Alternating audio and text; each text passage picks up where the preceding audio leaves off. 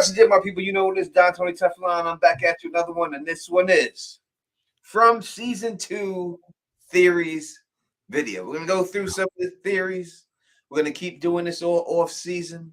Again, as I told you, we'll be trying to get some of the people on here that are from the show. We'll be contacting them and getting them on here. But this one, we're gonna talk about the main topic will be, and we'll go into other topics.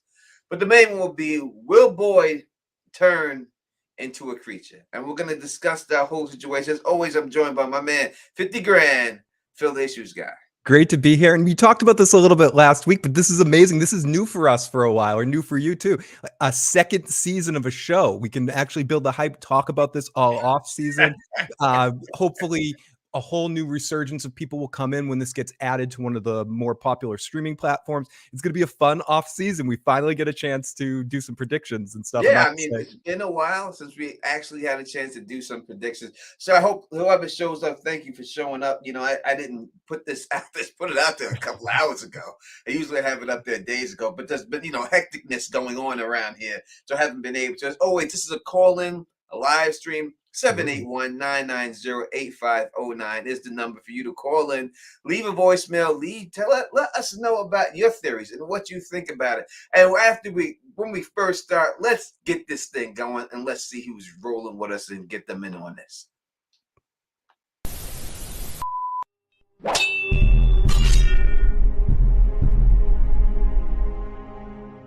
What up to my thugs, nerds, freaks, and geeks? You're now rocking with the best of Don Tony Teflon. As always, subscribe and click that bell so you can be notified every time I drop a goddamn new video.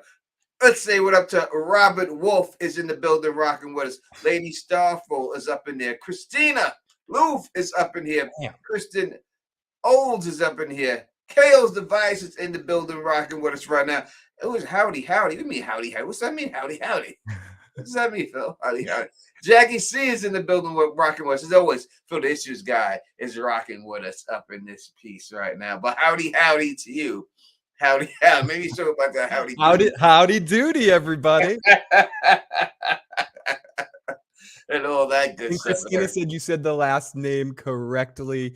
And yes, we're very excited about this. We're very excited about the second season. We can't wait to get into all these theories, as Tony mentioned. Feel free to call on in. I'm gonna work on in the next couple of weeks getting it so we can do actual calls too. I need to get a couple new wires and stuff, but make it so we can actually talk to you live one-on-one as we lead into the second season and get if we might be scared to do that a little bit, but we'll see if we can get some real-time calls too. But tonight's still just the voicemail line, so it's good to be out here. And to Lady Starfall with the question she asked, yes, but we're here tonight now to talk about From. We are going to talk about From tonight. Angie Seaway is up in the building rocking with us too. Let's say what up to Angie. What's going on, Angie? Let me change that to, we don't have 3 people here, so there's no need to keep that banner so small. Oh, Jackie C reminding me from the Salt. She's like, will you play some trumpet? Maybe. First super chat donation we get, I'll play a little random trumpet solo here. There we go. There it is right now. That's back to normal. There we go. So yeah, we would definitely, May the 4th be with you, yes. Right? Everybody just have a drink for that right off the bat. Let's toast this stuff up. I'm empty, but I'm pouring. It makes me feel like a damn Dukes of Hazzard. My Uncle Jesse, and when they would do the handshake, I'm a spitting, I'm a shaking. They spit in their hands first, and then shake. Boss Hog and Uncle Jesse. Oh my! May the 4th be with everybody out there. Thank you all for rocking with us. And listen, I'm hoping that the From fandom is a thing. We're going to find out, during the off season, how many people show up, how many people don't show up. That shows you exactly if it's a big enough fandom to truly maintain like these other shows like Game of Thrones or Star Trek. I mean, like that. I don't want to talk too much about the show we didn't talk about last night, but I'm kind of wishing as I'm checking out other shows that are getting the push specifically from Amazon and how Severance got it from Apple TV, like what Amazon's doing with Outer Range. It seems to me that I said it earlier, but I can't wait for this to be on either Amazon or Netflix, just so it can get to a wider audience right now. And because you see the push that both Apple TV and Amazon did with those two series, respectively. If From, and I think personally, as much as we've talked, you and I have talked off and on air about both those shows, I think From is the best of those three new shows that have come out. It's the one that I like. I like the best. The story's got me invested in it the most, and it's got the lowest budget and it's got the lowest promotional stuff. So that's what we're hoping as Tony's trying to do here, and we're trying to be a part of, to try to get people excited. And we know we'll be building an audience. And as I mentioned, when this gets added to another platform, I'm sure at some point we hopefully can bring in some more people, go back to some of the older episodes and break those apart too. So thank you so much for joining us. And obviously the people that just like hanging out with us, doing some silliness. Yeah, we'll be here every week, man. We'll be here same time every week getting this done. Yes, Phil is a man of his word. He said that when the super chat came in, he was going to give you the trumpet solo, and you will have the trumpet. Emily Siegel, thank you very much. May the fourth be with you also, and everything else. There was very little marketing for From. Yes, there was. There we go. Okay, be careful for the audio, everyone.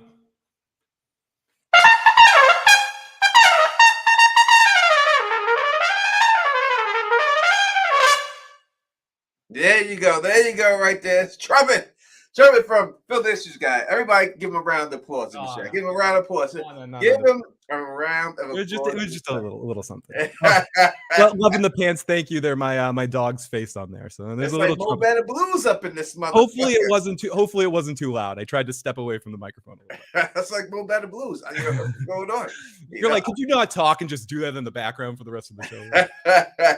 You got a bunch of bravos in the chat. Oh, thank you. Very talented, Phil. He plays multiple instruments. Don't get it wrong. All right. Too bad I can't do any of them well, though, Tony. If I can pick up one of them, but no, thank you everyone in the chat. Thank you for that. Thank you, Bridge. Thank you, Bridge, for rocking. We will be back, I promise, next Tuesday for the finale of the other show we were supposed to do yesterday.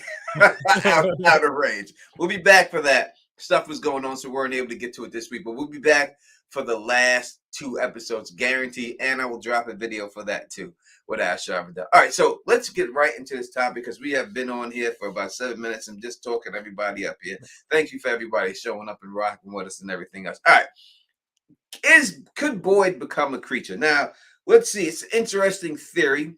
Let's go through the character of Boyd to see if this is something that is plausible for it to happen. This is something that would happen. Now, from what we know about Boyd, there's a couple of things. We know that he has some form of Parkinson's disease, right? Because we see the hand shaking. I guess that's what we have to say. That's what that is. Yeah, early onset, or either that or post-traumatic stress from some of his military stuff, where he's getting into some sort of, there's something going on there. Something on there, and he's trying to hide it. And this is one of the reasons why he was willing to go out there and risk his life, because he said that he's not going to be the same sooner than later, right? He could feel it coming on and stuff like that. So that's why he was like, and trying to prepare Kenny to have to take over just in case something happens to him, because he feels like this will come on. And if it does come on, he won't be able to help the people like he used to help them and all that. Boyd sets off on his adventure. While he's on his adventure, he gets bit by these spiders. Now, people say that these are baby spiders that will grow up into be giant spiders. Yep. And that's what Drag the Tent was, a giant spider. And because of this bite, people are saying that this would make him turn into one of these creatures that are eating the townspeople, right? That is what people believe it could happen because of that. So we're going to go through it real quick. I guess that's really the points we could make from it. Nothing else really came out to make, because as soon as he got bit, it was the end of the season, right? Yeah. So there's no way to say anything would happen, that we could say anything else to happen. So therefore, again, call in 781-990-8509 with your thoughts and your questions and any type of theory you want to throw out there. Anything you want to say about Boyd. We do have our first voicemail too. Oh, well, let's go right into it. Okay, area code 518. Let me make sure I got all my 518. 518. That area code. Make sure I turn down this stuff so we don't get the echo chamber. Here we go. This is Christina Luke from Albany, New York, And I just wanted to bring up the fact that I do think this might be an alien situation because when Tabitha, the mother, was coming up the stairs and she had that hallucination, one of the dates that was on the wall was 1978, which is one of the films, Invasion of the Body Snatchers. And if you know anything about Invasion of the Body Snatchers, it says humans are being replaced by alien duplicates. So I did find that really interesting that 1978 was one of the years that was on the wall behind Tabitha. And I know this just further fuels the alien theory, but all those dates, if you type them into Google, have some type of alien relation to them. So I think it might be aliens as well. And thanks for taking my call. I'm going to toot Tony's horn so he doesn't have to. Right. He did a video not too long ago. He can tell you which one specifically, the title of it and stuff, that addresses this topic specifically. So excellent point, where he shows a bunch of different dates and different things and how they all relate to something oriented in aliens. I'm sort of talking around it, but I just wanted to give an opportunity to do that so you didn't have to, Tony. Well, I appreciate it. But what is the? Let me do a very subtle throw over to. So Tony, what's the title of that video? Well, that video, Phil, the one that came up when I came up with the alien theory that everybody hates and some people do like. When I came up, and a lot of people copied on Reddit. When I came up with the alien theory, it is they are aliens. Proof that they are aliens. I had part 1 and part 2, and yes, you're correct, Albany. New York in the building, rocking with us right now. Not too far from me, Albany, New York. And, you are correct. All of those dates do have something to do with some type of alien situation. As I said, the one that Boyd found that was inside of the bottle, right? That was there. That was the date where archaeologists found a mummified remains of a creature that they believed to be an alien. So yes, every one of those dates has something to do with the alien. I know people don't want it to be. I know people are so mad. And really, I think people just want me to be wrong. But in the end, the Don will be proven to be right. They want to see you eat that hot chip and not. I know they want me to eat the hot chip, but they're not going to get the hot chip. Those of you that weren't here with us last week, if it ends up being aliens, Tony is going to river dance all up and down. You're going to get the river dance. That's what you're going to see. The Don, the river dance, and everything else like that. And if it ends up being something else, Tony has agreed to eat the one hot chip challenge or something. People in the chat will remind us what it is. I'll eat the one hot chip, but I won't have to eat the one hot chip. 100% get on this and stuff like that. And, let me give a shout out real quick to a couple of people that I see. I forgot these motherfuckers' names and shit. But I was out in Schenectady, New York.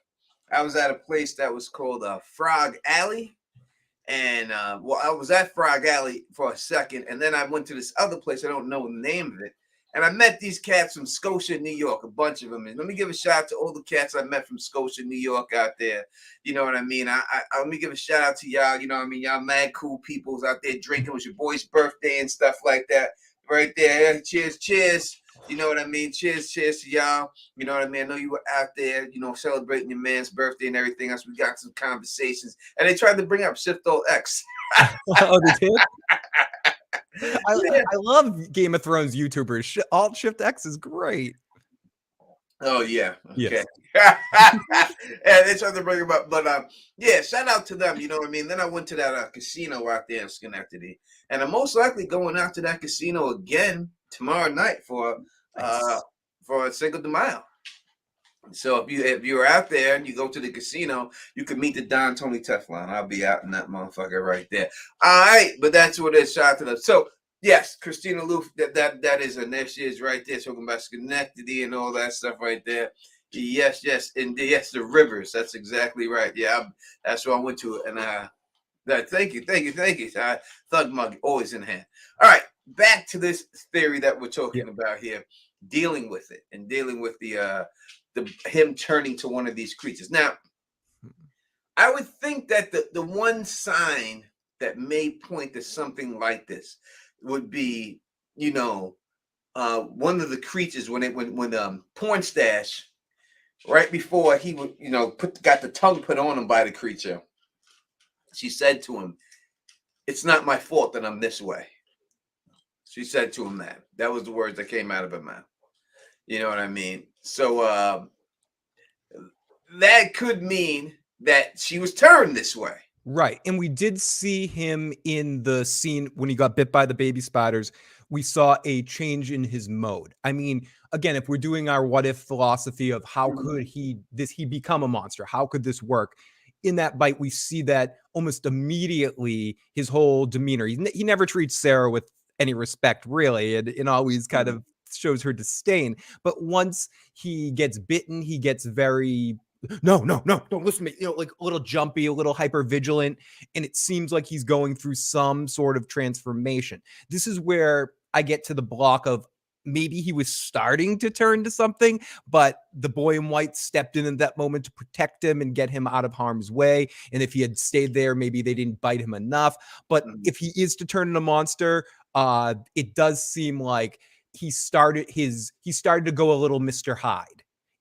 That's probably another thing. His personality started to shift, which obviously can happen if you just get bit by a spider. If I see spiders, I get pretty fucking I get on tilt too. But it did seem like his whole demeanor, the way his cadence of his vocal delivery all started to shift a little bit. Alt shift X a little bit, and it changed around. Sorry, that's horrible. But so that is worth mentioning, whether he was in the process of dying and needed to get into the tree, or the wherever he is locked in the faraway, wherever the faraway tree put him, for some sort of getting out of the line of the bad mojo that was in that area. Who knows? But I do agree with you. She did say that, and I don't think all the monsters have everything to have a connection with everything. I do want to go to something Emily's asking, that she's asked for a couple of weeks and we haven't really jumped on it too much, but why the Civil War soldier? And I'll pass over to Tony here, just to say that we don't know how long this place has been here, and that could just be the one surviving monster of some sort from that time period. But I don't know if Tony has more of a I'm going to do a video on the whole Jade vision and stuff like that. But I can tell you, why they did the one Civil War soldier, and why it happened to be a black man. Why would that be? Well, in association, when you associate things with trees and hanging out of trees, usually it's black people that have been hanging out on trees, especially being hung from trees, especially at that particular time. But if you look at the soldiers, they were hung by their feet. Look more like a weirwood tree, the sacrifice. If you're a Game of Thrones fan, that's the way it would actually look, and things like that. But no, in the Civil War, if you look it up again, there is times where people said that they seen things coming out of the sky, flying devices. There's people who wrote in them books that they have seen, that they put out there. You know what I mean? That they're talking about aliens. But I'll go more into details of that and give you exact dates of everything when I thank you, Mona. And thank you, Mona C. Yo, Tone Phil. Oh my God, I love this show. I'm glad you're talking about. We've been here talking about Mona. Yeah, I gotta say, Tony got me back to back in shows.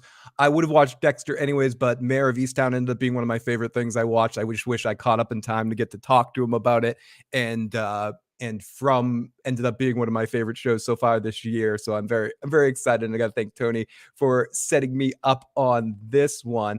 I do want to jump in a couple of points that the comments are making, or Percy Garcia, I can see a bunch of spiders hatching out of Boyd, and the spiders go up a chimney and out into the town to kill. All right, wait a second here. So you got to call these things in. If you got things like that, you need to put them on the voicemail so that we can listen to it. Yeah, we do have a voicemail waiting for us, but Percy Garcia. Right, so he's saying some creep show shit. Yes, it's like, I don't know if y'all ever seen the Creep Show movie. I don't know, Show, Hellraiser-y kind of stuff. You know what I mean? And it was like different things happen at different times. And the one time there was a guy who had a bunch of bugs come from the inside and outside of his body and stuff like that, right? Percy Garcia, you basically, what Tony's saying is you have a sick ass mind, my friend. Yeah, sick ass mind, and we like it. So is it spiders that could be hatching out of Boyd's skin and go up the chimney and down and kill the town?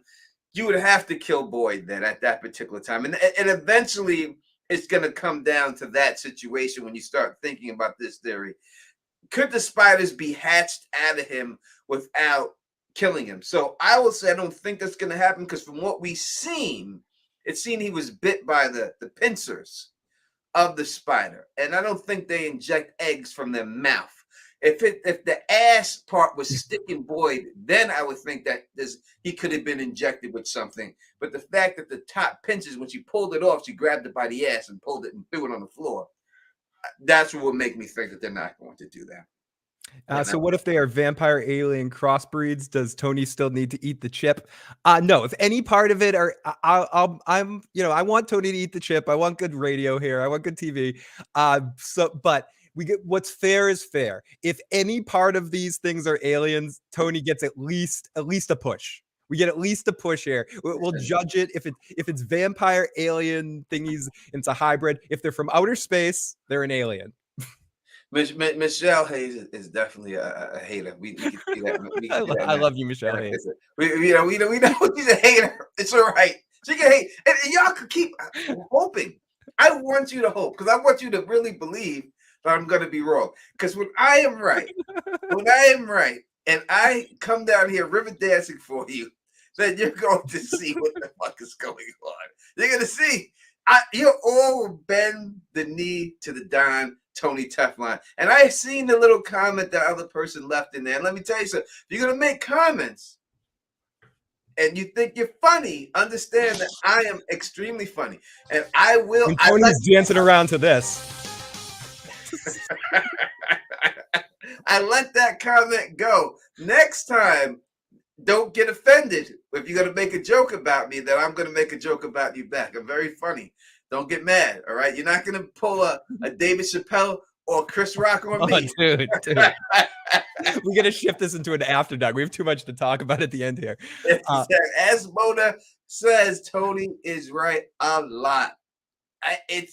This is a known fact. You can go. These videos are up on YouTube. Go back and watch, and you'll see this is what it is. Oh, Jay Hall is back here. He finally came back. He came back, Jay Hall. And that's what's up, Jay Hall. Glad to see you back. All right, so we do have a couple of voicemails too. Let's go to the voicemail. Okay, this is from area code 720. Hello, thank you for taking my call. This is Princess from Colorado. Welcome. First, I would like to say thank you guys so much for the live. This is always awesome. Feel that was not enough. We need a couple more notes.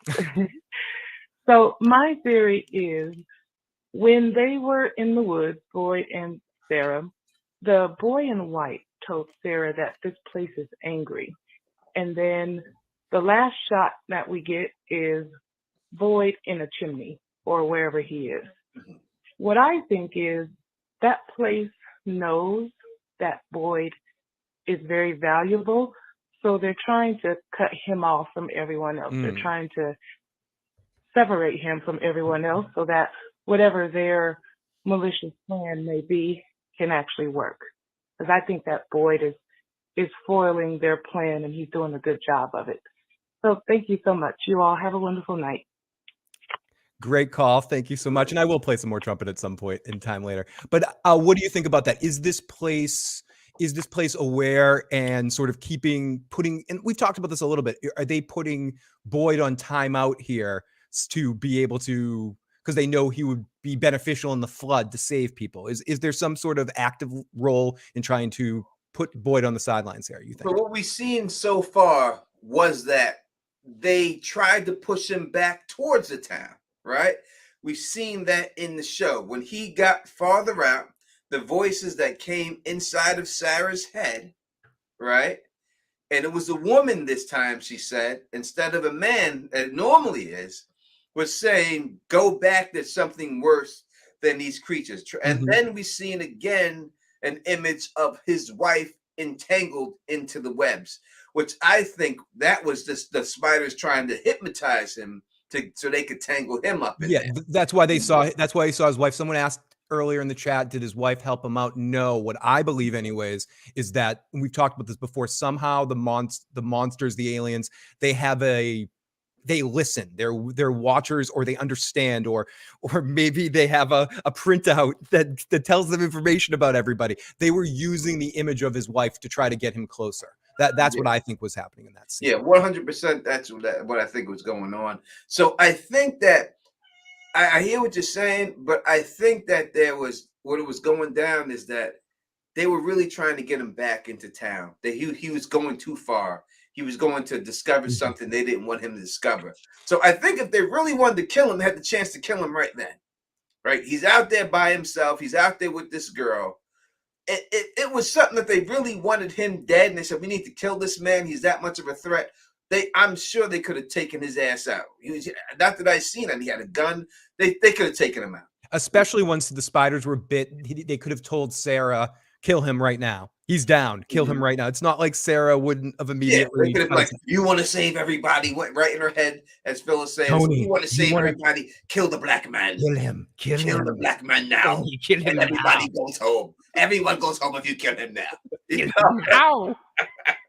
No, it's a woman's voice. I think it's a great thought.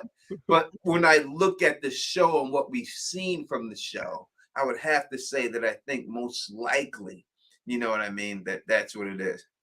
Time out. Yvette wants to see the cat, Tony. We gotta. You don't want to see this cat. She wants to see your pussy, cat. I ain't got no pussy. Sorry. Do you think it could be a military type thing? The monsters are weapons. It's an experiment. I know what Tony thinks about that necessarily. We'll let him respond to that in a second. I think that's definitely on the list of possibilities. If we're making a probability list, I think some sort of experiment testing people, people, it could possibly be a part of it. But I don't know. I think Tony might have a different perspective about this question, Tony. Yeah, no, I think that's definitely on the table. That it's an experiment of some kind. Right? If it's humans that have discovered some alien technology and is using this technology experimenting on their population, I could see them doing that. It's tied to aliens some way or the other, without a shadow of a doubt. The technology and everything is tied to aliens. So if it's humans that have found alien technology, don't know how to use it, and these people they keep bringing into this place just to experiment on them and stuff, I 100% could see that's going on. Tony, I think the cat has a different mind. I think the cat wants to be on the show. I think the cat is deciding it wants to be on the show right now. Yeah, the Philadelphia experience. It feels like the way that they're doling out food, the way that they're doling out time, the way the electricity is sent to them, and the way that the whole situation with the radio got handled felt very much like an experiment. Like, okay, you little guys, no, you're not getting out of here. And just like slapping you in the head when you're trying to break out of the experimental situation. The cat is saying it's karma. In the chat says the cat is saying it's vampires. The cat is the mole. The cat is horny. That's what's going on. No, the cat's neutered, so nothing could happen. Oh, poor guy. Get that thing a pillow. Okay. Oh, this guy, it's a feral cat. Likes it outside, so. And thank you so much, everyone, for the voicemails. We do have another voicemail, but this is we just got just as I said that, we got another one. But make sure you guys keep calling in. We love getting your voice in on the show. It makes it even more fun when you guys are a part of it. So this is area code 612. Hey, this is Jay Hall from Minneapolis. I'm really thinking maybe the toxin just has like a vision or a hallucination that boy goes through while he's in that chimney, and he comes out with a different light on what's really going on and what he needs to do to save the town and the people in the town. What do you think about that? Unless you run with it, and it's still in aliens. That's what's up. We appreciate that, Jay. No doubt. So does the toxin in this venom give him some type of right? Is he going to go on some peyote self-discovery trip and understand the true meaning of Christmas and be able to be able to walk through Indians? Exactly. Is he going to write a Doors song and see a naked Indian? I think, to me, and we're getting into, and we're starting. We're not getting to the conclusion of it, but to me, is it possible that could happen? Yes, it's possible. But I don't know. It's to me, when I look at the Boyd situation, I could see the venom curing the Parkinson's disease more than anything. I said that in the video as soon as he got bit. that if it was anything more than turning him into anything, I would think that it would be a cure for him so he could stick around longer. Because Parkinson's takes a long time to set in. This is not something that just, Michael J. Fox has been dealing with for a very long time. He knew he had it towards the end. If I'm correct, towards the end of Family Ties, or like What was that, Back to 30 the Future years ago? 2 or something, yeah.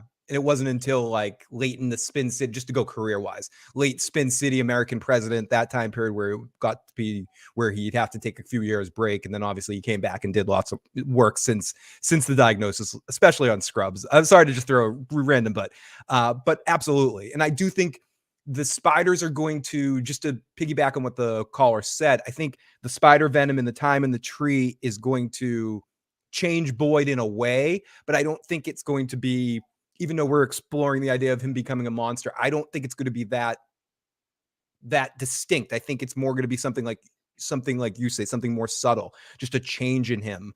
He's probably going to feel pretty good and pretty focused when he's comes out of there, and perhaps, or rather, I think he's going to be stronger coming out of there rather than dealing with more a weight of a traumatic event on him or some physical problem because of the venom. I think he's coming out of there stronger and more focused. I think you're going to see.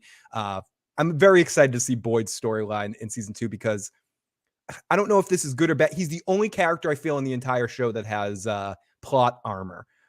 In the sense of he's not going anywhere anytime soon. I'd be very surprised. Everyone else seems fair game.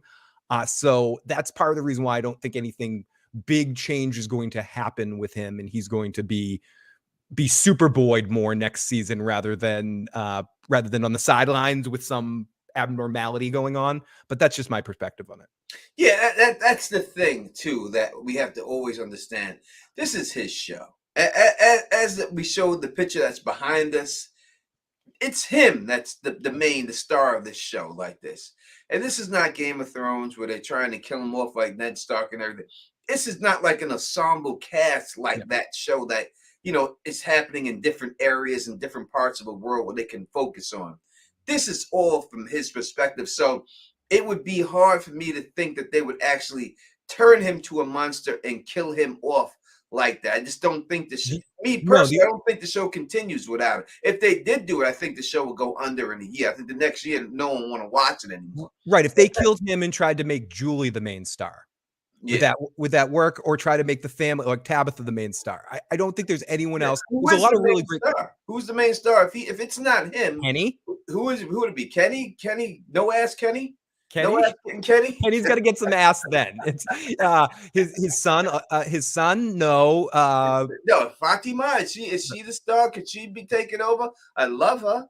The actress. I think she's a wonderful woman and everything else. I mean, you could do a Colony House thing and have like what. I just don't see it. I don't see how she would be the star over something from the character that we've seen about her. I don't know if she could do what Boyd is doing for this town. Here's a good question. Somebody, people saying the dad, Jim. Jim is not strong enough of a character to be the star of the show. Is Jade maybe, but he's more of a number 2 or number 3 in a show. Yeah, he's not. So you got to look at. It's like this. How can I put it? I put it like this. Like if you look at the Tonight Show, right? And you had Johnny Carson back there. Johnny's the host. You knew Johnny was the host. And you had Ed McMahon as the side piece dude. Not side piece, but as we don't know him and Johnny's relationship. The only way you could look at it, the happening would be if it's a Batman thing, right? Mm-hmm. You'd have Batman, and then you have Robin, right? Batman dies, Robin can't take over. But if Robin grows up to Nightwing, and then he has other characters around him, then it's a Teen Titan situation. I don't want to go all geeky with you too, Tony, just to your point. But even when Batman's backup broken and people need to take over, Nightwing couldn't take over as Nightwing. He had to dress in the Batman costume. Damian had to wear the Batman costume at certain times.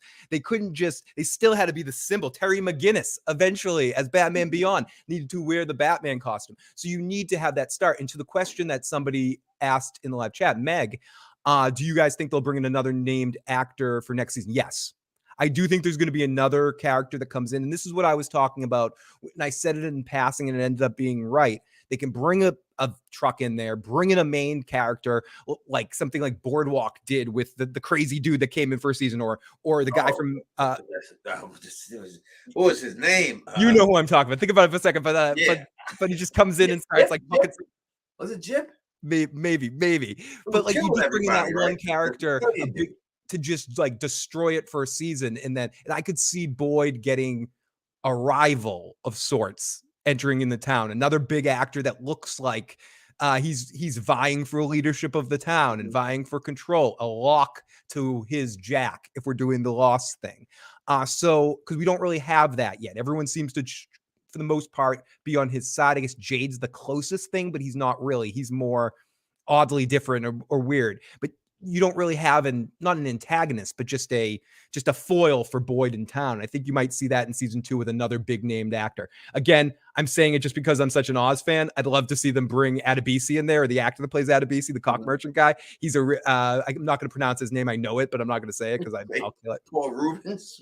Paul Rubens. Yeah, my buddy's Paul Rubens would be great too. You know, I wouldn't mind TV. It's a like a Negan. Yes, it would be sort of a like a Negan, but hopefully be done better.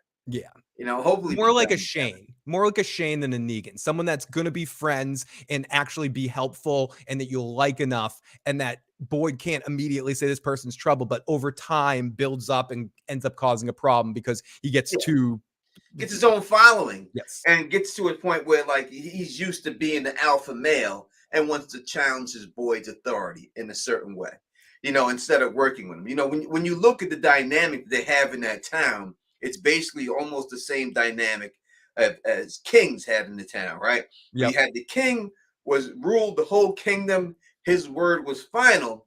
That was Boyd, but he had the help all the time with the church, the priest, right?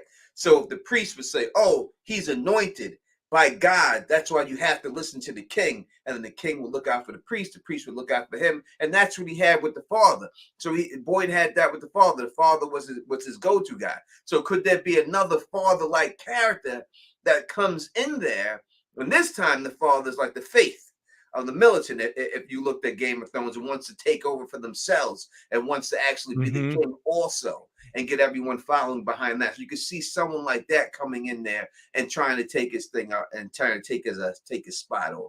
Yeah, no, I agree. And I think if one thing I'm pretty sure about is what I'm saying, I think we will get someone to challenge his leadership, some sort of foil of some kind. Tony, you ready for we have one more voicemail in the can right now. You ready for it? Voicemail. If you have questions, make sure you call up. It's call line 3-781-990-8509. Call up, leave your comment, leave everything that you want, and we'll go over any theory that you want. And before we play this voicemail, I just gotta say thank you. I mean, we're talking about a show that just got picked up. We got over 100 people watching, and Tony said at the beginning we wanted to see if there would be still an audience to talk about from in the off season. It's good to see that 2 weeks in a row we got about 100 people watching, and keep it coming, keep it liking and pushing this video right now to help it get to more people. Share it in any from forums you happen to be in, because it's better for you guys to do that than us. So if you want to keep the discussion going, building more people into it, we really do appreciate it. We're going to try to build as much excitement for this show leading into season 2. But this is area code 504. Hi guys, thanks for the great live like always. Oh, thank you. My question is, Boyd said that not Boyd, but one of them said that two cars never come at the same time. But did they really both come at the same time? Because the family was driving around in circles for a little bit before they got into the accident. So if they hadn't gotten into the accident, the other car would have just joined and came by itself. But because they were driving around, do we believe they attracted the other car for the accident, or was the other car simply just coming in and then the family was driving around and that's why they hit it? Good question. My last question is, okay, we'll pause that before we get the other question. So right, yeah, let's take this one right there. Yeah, I think that it wasn't intentional, right? And now Victor said the last time two cars came together is when they did the massacre. Mm-hmm. The massacre happened, and so how did that correlate to massacring people? It wasn't like it was a lot of people that showed up and they had to make rations and stuff like that. You know what I mean? You know what I mean? It didn't have to be anything like that. So it would have to be something though, and I agree that that car wasn't intentional. It got into an accident and got stuck there. So most likely it was going the same exact route, seen the tree, turned around, and just happened to get caught. Yeah, it was a glitch in the And ran matrix, so to into him. speak. Yeah, it was a glitch in the matrix, and that's why it was an accident. And Yeah, that's why because Jade said that he didn't see the tree, right? But uh, Jade, but Jade was fucked up. So is Jade? That's a good question, Tony. As you get into this, is Jade a narrator we trust, or yeah, is a Jade? reliable one. No, he's not a reliable narrator. He's gonna gear every story towards Jade being the hero, and from his weird alt perspective that he has. Yeah, without a shadow of a doubt. The guy was touching people's faces. He's obviously on ecstasy at that particular time. Not that I've taken it and I know the effects of it, but I'm just saying that Allegedly. he was definitely. I'm gonna put it on you. He was on it. I've heard that's what people are like when they take that. When they take You know what I mean? Now, why he would be on ecstasy when driving with him and his homeboy at that particular time?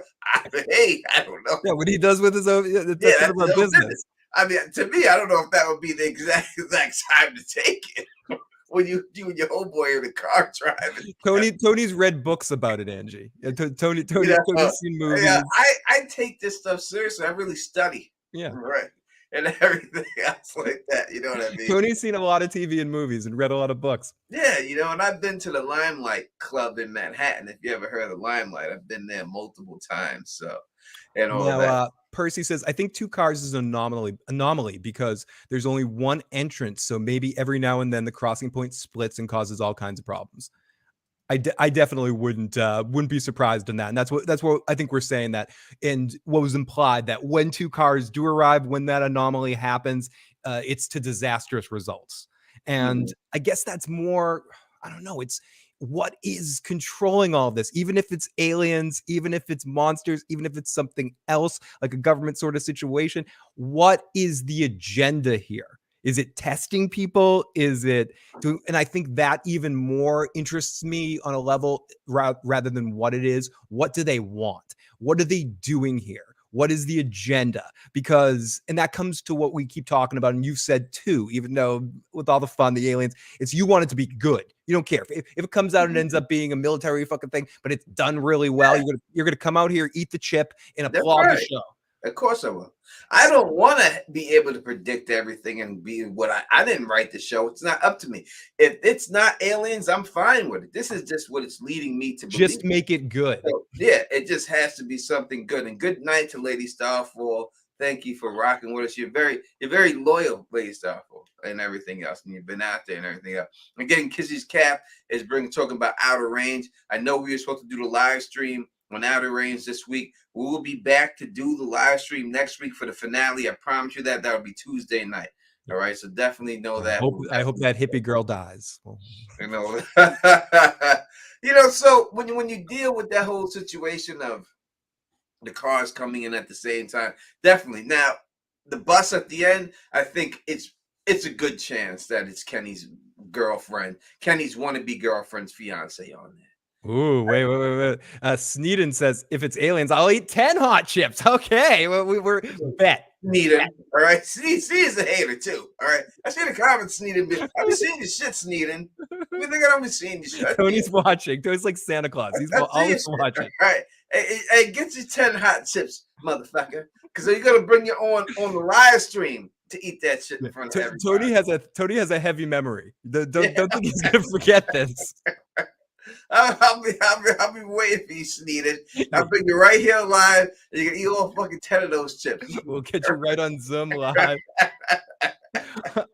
We do have 2 more voicemails. Let me know when you're ready for the next one. All right, let me go grab another drink. Okay, I'll take some comments while you go grab a drink. Teflon said that Boyd was in church, but if you look closely, the church is old as fuck and doesn't have any chimney. From what we've seen so far, the agenda seems to be sick and twisted game. The monsters think they're really funny. Exactly, Princess. So far, that's what it seems like. It's just some game, like they're toying with them or something. But it seems like there needs to be, maybe it's just my mind creating my own self-canon here, Wait, my own head canon, that it needs to be something deeper. There needs to be an agenda, but maybe it is they're just fucking with random people. They're just picking people off the street and deciding to fuck with them. That shit exists too. The church is old. That's why it doesn't have a chimney. The comment was Ruben says Teflon said that there it is. Teflon said that Boyd was in a church, but if you look closely, the church is old as fuck and doesn't have a chimney.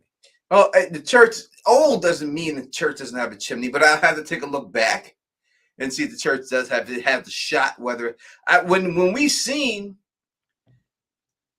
the priest have Sarah, and the first time they showed her with him, I bet no one thought that it was her. You didn't have it had a basement, right? It had a basement where he was able to keep it downstairs in that church locked up. If it has a basement and it was able you acting like it's a shack, like it's an outhouse. But if it's able to have a basement and it's that advanced to have a basement, then I think it's advanced enough to have a chimney. But if you're saying that you've seen it and you've seen that 100% didn't have a chimney, I will have to go back and take a look at that. But I don't think the age of it is to the point. If you have a basement, I think you can have you're not primitive enough to not have a chimney. Another thing that's interesting is we've seen a lot of we saw it in the basement of when Tabitha was walking downstairs, and you mentioned this before, the world changing into something or switching. So there also could be some of that where there's some sort of technology to alter the area in which you're in.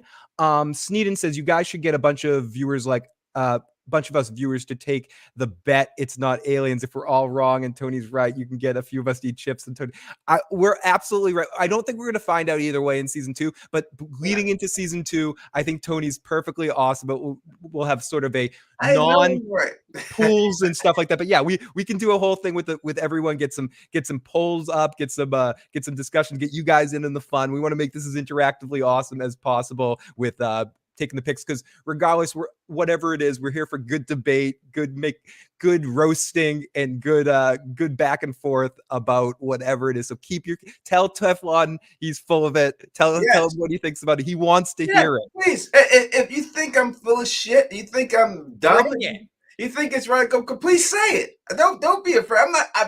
I'm not going to block you for voicing your opinion and not agreeing. I'm not saying stuff because I want you to agree with me. I'm saying it because this is the way I feel. But if you want to hate on it and say, hey, this is what it is, as long as you're not disrespectful, you know what I mean? If you're disrespectful, then you go into we all know there's a way to say shit. You know what I mean? You just can't be disrespectful. It's like I'm not disrespectful to anybody's theories because I don't know if it's true or not. I can just tell you if I think it's or not and why I think it is, and that's it. But I don't have to be disrespectful because I know it's hard to come up with these things because I do. So as long as you're not disrespectful, you can say whatever you want to say. You know what I mean? It's like I could come out here and I call you haters. I'm just playing. I'm just saying everything. It's just a joke. I know I'm just playing. Don't take stuff. I don't take stuff all crazy. I have a really good sense of humor, man. You know what I mean? So this is what it is. So let's just keep it rolling. And hashtag it's not aliens. Hashtag Teflon's wrong. Go right ahead. Put it up there. Trend that shit. Yeah. But when I'm right, I'm coming for your asses, boy. I'm just telling you. I'm coming for your asses. Oh, I think whatever. I'm going to post this comment in a second because I think he's going to appreciate this one. Tony is delusional, but good looking. Well, I appreciate that. Probably the best use of a comment That's the best ever. one of all. You made me feel good about myself right there. Yeah, exactly. Let's go put my man Fernandez. See super chat right here. He said, "At scene and get ready to eat those chips." Hey, Teflon of Philly. Happy Hump Day. We have to play a little note for that one. Every time we do a super chat, Phil will grab he's gonna go with the bongos this time. Oh my god, another instrument. Wait, this is for you, buddy. Let's say the bongos.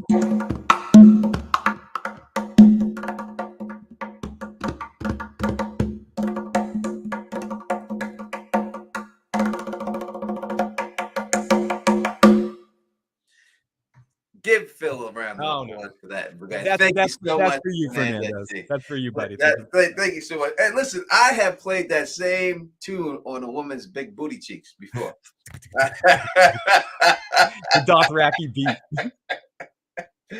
Yeah, I've done that same thing. Again, I'm sorry. Hopefully that wasn't too loud. No, that was great, man. That was great. Very tight. I told you, Phil plays mad instruments, man. Keep them going. Keep the super cats coming. We'll keep them going and everything. Yeah, I got a couple more I can pull out. And we'll bring up the wheel, the front wheel too. It's not. Oh, you just want me to take down my myself? No. we got a handful of voicemails. We got 4 voicemails waiting. Thank you guys for keeping the voicemail line going. We really do appreciate that. And snare slap. I do have the drum set in the other room. If we do one of these a little earlier in the night, I can play the whole kit. This is from area code. We'll stick the super chat first that we just got in. Oh, thank you.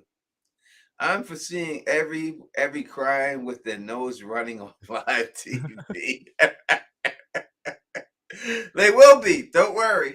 Don't worry. They will be like.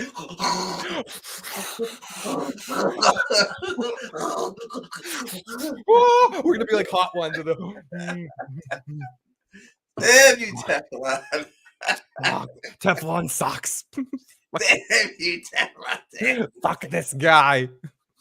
Oh, we gotta do. All right, before we tape, you gotta do another instrument. You want to do a bond?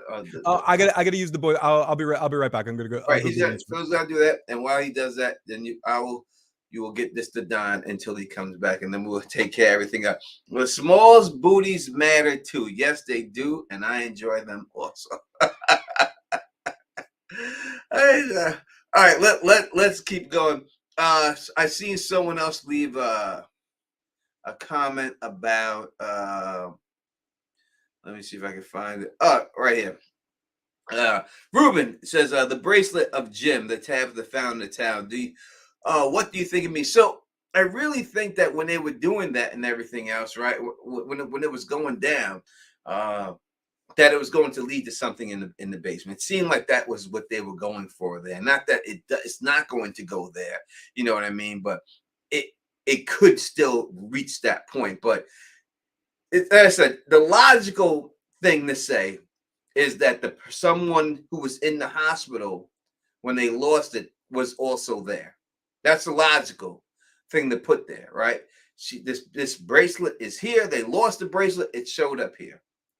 So the logical thing to say is that, 100% that the person who found it in that hospital right now was in this spot too. That's logical. Okay. Now, the illogical thing to say about it is that somehow it was pushed in there because some I don't know what it could be, right? Some teleportation situation or something like that. Tony, you can keep the camera on you because I still got to run for a second. But because Vince said this, it's the only reason I went to go get this instrument.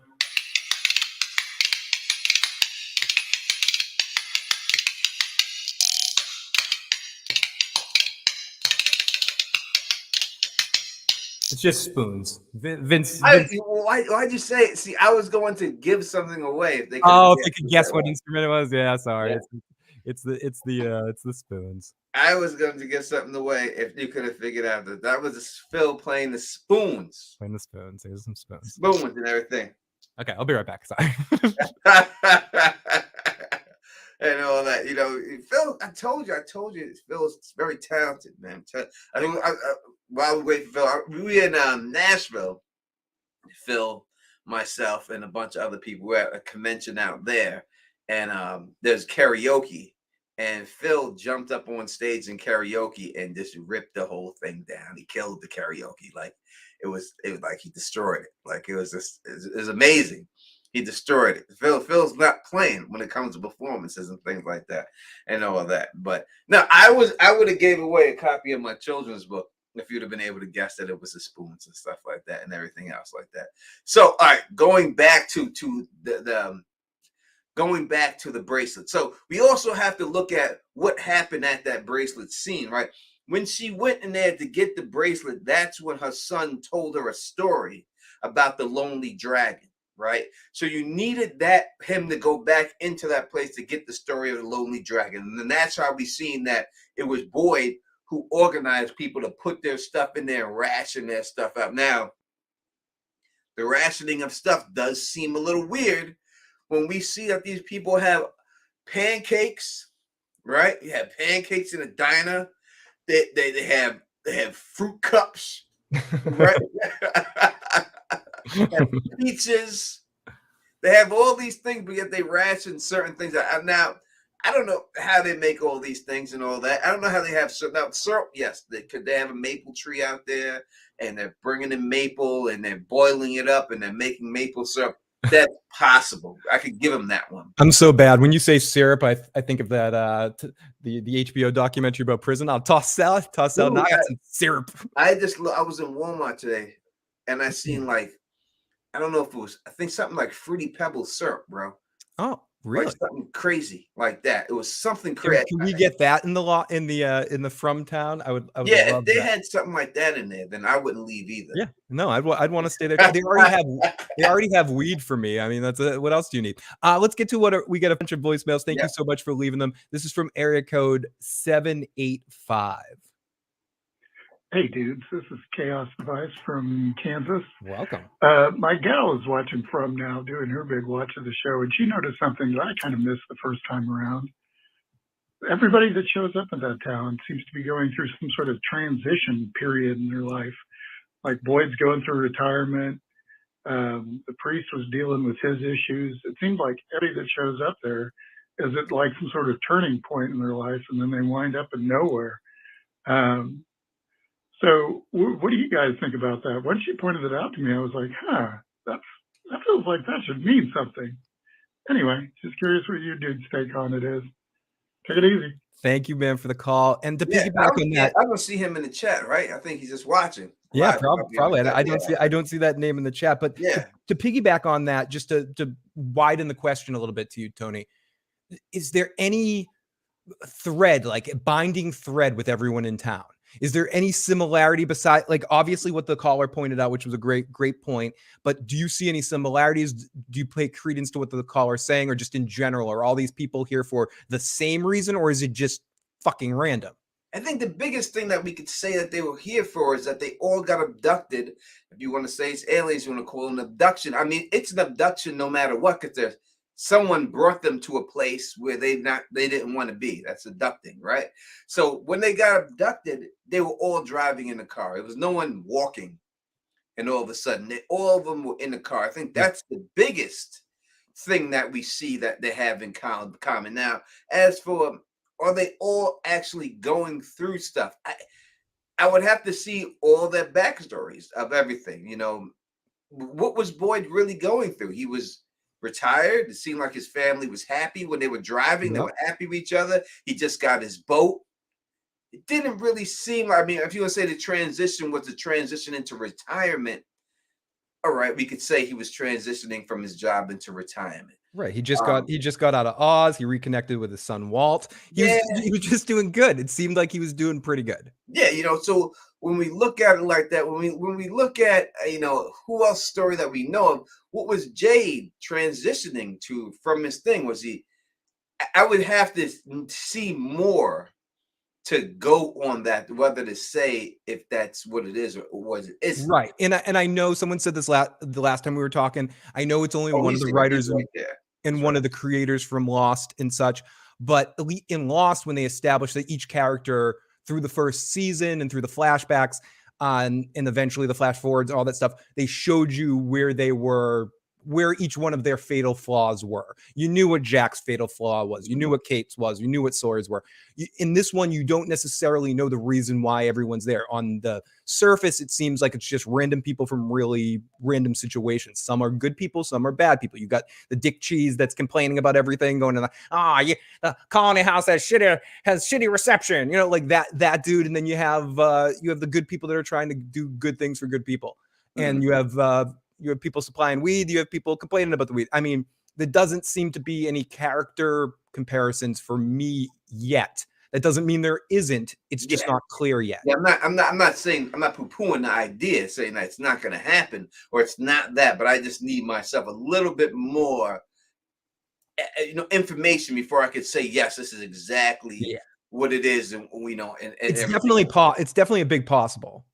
Yeah, without a doubt, it's definitely on the spectrum, right, and everything else like that. So it would just have to be something else, you know what I mean, going on.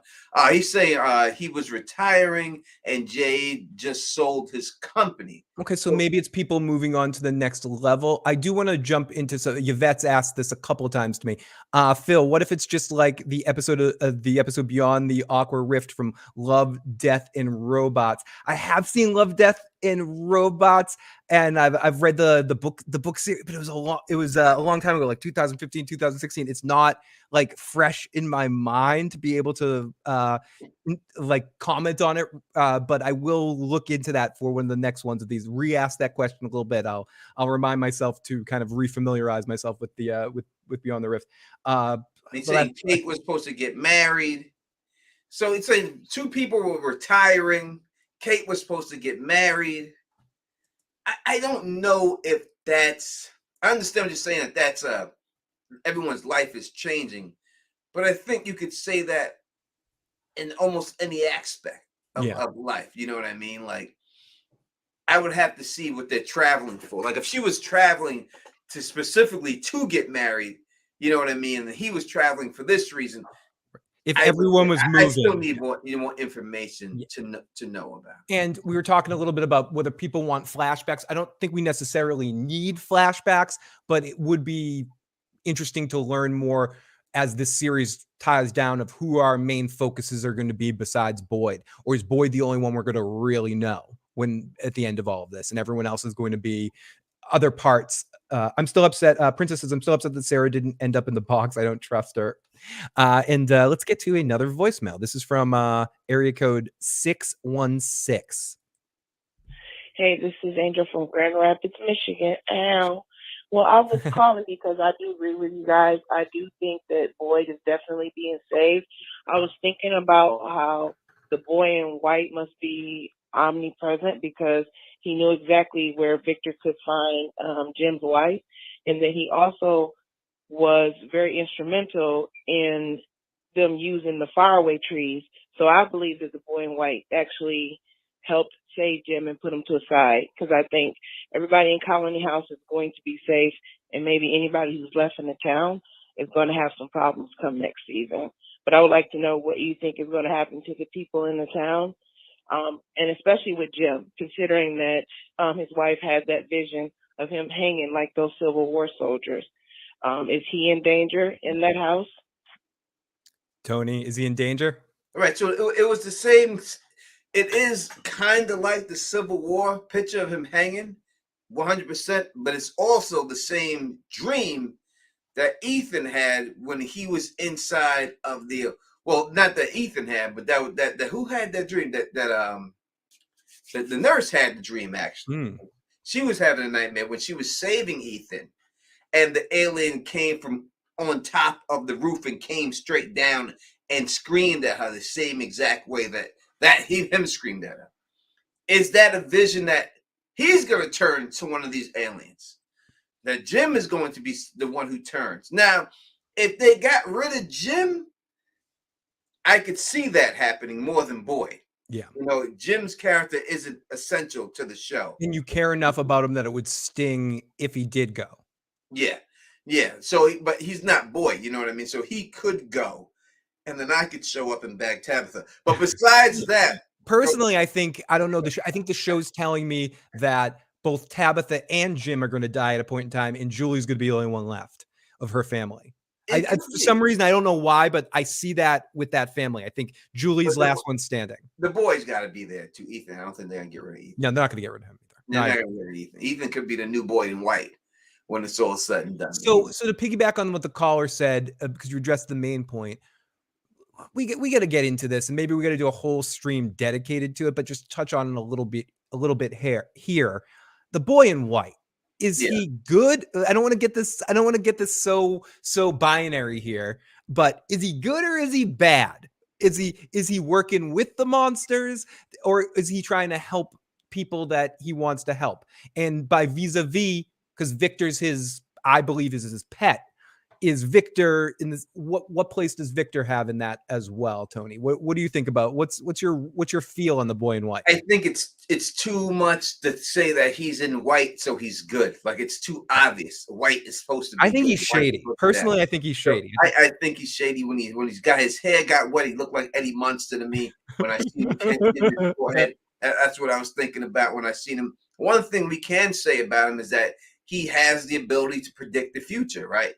He told Victor to wait there because he knew that Tabitha was going to be there. Now, there's only two ways to take that. Either he was able to predict the future, or he could hear her digging. he's got miracle ear in there. Right? It's one or the other, right? That's the only way you can look at him. You know what I mean? He's like, hey, just stay here. She gonna fall through this hole a little. I give it about 2 hours. She'll be falling through this hole about 2 Now, what do you think about what Princess probably says? I think the boy in white is bad. He might just be the mastermind, but could the boy in white be Jacob, be the mastermind, be the guy behind it all? I think that when she was told, Sarah, to kill the boy is the boy in white. And she got confused and thought it was Ethan because that's the only boy. Kill the boy, Jon Snow. Kill the boy. Kill the boy. Let the man be born. But I think that was what they were trying to say when it was all said. I think it's the boy in white that they want dead for some reason. Right. And everything. And that's where again, not to do too many of this, but fuck it, we're going all in. I'm going all in with this. With the Lost thing, then you are saying that in some ways you think the boy in white is the Jacob from Lost, like he needs to die. The goal of the monsters is to kill the boy, and one of the goals of the monsters, vampires, aliens, are to kill the boy in white. Yeah, and it's what is the boy in white? You know, it's the whole thing. It is because Victor's like, when he said to Ethan, like, you seen him too, that means he's real. So, and we've seen him get wet by the rain. He was wet when he was there. So it seems like he's physically there at those particular times. And then when we see him, we see Victor as a little boy and all the dead bodies are around, here's the boy in white in a goddamn what do we call it? Carousel? I know it. Merry-go-round. Right? He's sitting around there. Carousel too, though. And just getting, waving at him and shit with these dead bodies there. And then all of a sudden he disappears out of nowhere. So it seems like the boy in white is physically there at particular times. So he can be killed, but he just disappears and they can't catch him like a fucking leprechaun. I say this too much, but if it bleeds, we can kill it. If it bleeds, it can die. I say that too much. I think I say that every week, but I don't care. I agree with you. That made so much sense when you just said that in your review. And now, great catch in Fernandez T. But he's in white. Exactly. I put that in with the pauses for Fernandez T. Okay, let's get to another voicemail. This is from area code 613. Thank you, everyone, for all the voicemails. Yeah, and thank you for leaving who you are. We really appreciate it. Say your name in the beginning. Absolutely. This is area code 613. Hi, this is Nevena or Nev, N-E-V, from Ottawa, Canada. Whoa. I got to rewind that because that's awesome. I love it. Is she in the chat? What is this name? I don't know. That was a great voice. Sorry. I must have fucked that name up 80 times. one more time. Sorry to restart the message. I just wanted to hear her say the name again. Hi, this is Nevena or Nev, N-E-V, from Ottawa, Canada. So I don't think Boyd will turn into the monster. However, I want to talk about the fact that Boyd got some signs prior his journey. Like, he asked his wife, and on the grave, he asked, like, oh, give me some sign if I should do this. And the music in the restaurant or the dining room start going on. So do you think that actually someone is listening, or they are listening from the other side, and they are kind of giving them the heads up or signs that where they should go or how they should proceed with their journey. Do you actually think that Void Wife was right, and they're all kind of in a sleep or a dream or some kind of state where they cannot move? So give some comments about that, and thanks a lot. Love your channel. Love Tony, love Phil. So thanks, guys, and greetings from Ottawa from a Serbian girl. Bye. Great. Let's clip that. Love Tony, love Phil. Oh yeah, that all these voicemails are saved. We'll definitely clip all right. that. So as you say, I believe that these aliens are the crows. So I think they're the crows, and then they can hear what they're saying, because he was outside, laying outside by the grave when he said it. Asked for that thing. So if they're the crows and they're in the trees and they can hear, this is the same way I think they were able to see what was buried by the priest. They were out there in the sky looking down, and they seen him bury this. So I think that's what's going on there. And I think that's why they were able to give him the sign, because they're the ones controlling the music. They're the ones controlling the electricity and everything else. So I think that's what was going on, because I do think that there's two sets of aliens here. Yeah, there's definitely more than one set of group here. And I think one thing's for absolute sure that a few things that we can know for sure. Someone's listening. I think the caller is 100% right. And great call.